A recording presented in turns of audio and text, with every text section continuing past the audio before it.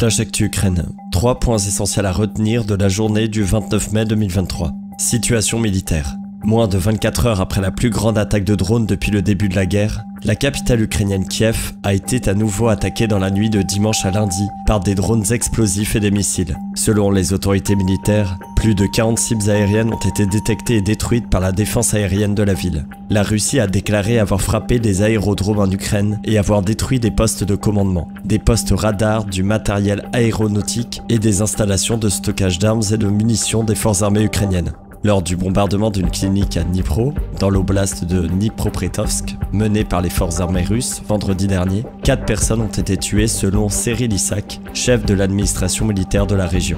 Selon Oleksiy Danilov, secrétaire à la sécurité nationale et à la défense de l'Ukraine, le pays est prêt à lancer sa contre-offensive pour reprendre les territoires occupés dans l'Est et le Sud-Est. Il a déclaré dans une interview accordée à la BBC que la tentative de reconquête pourrait commencer demain, après-demain ou dans une semaine.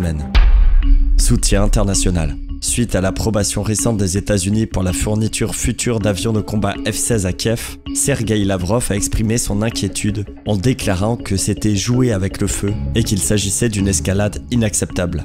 Il a également accusé Washington, Londres et leurs alliés au sein de l'Union européenne de vouloir affaiblir la Russie en soutenant de telles actions. Contexte géopolitique. Le président biélorusse, Alexandre Loukachenko, a invité d'autres pays comme le Kazakhstan à rejoindre l'alliance étroite entre la Biélorussie et la Russie. Il a déclaré dans une interview à la chaîne Russia 1 « Rejoignez l'état de l'Union de Biélorussie et de la Russie, c'est tout, il y aura des armes nucléaires pour tout le monde ». Cependant, le porte-parole du président kazakh, Kassym-Jomart Tokayev, a répondu sur Facebook que le Kazakhstan n'avait pas l'intention de créer ou de rejoindre une union d'États. Il a également souligné que le Kazakhstan était engagé envers le traité de non-prolifération nucléaire et le traité d'interdiction complète des essais nucléaires, et qu'il respectait ses obligations en vertu de ces accords internationaux. Les présidents russes et ukrainiens ont tous deux félicité Recep Tayyip Erdogan pour sa réélection en tant que président de la Turquie.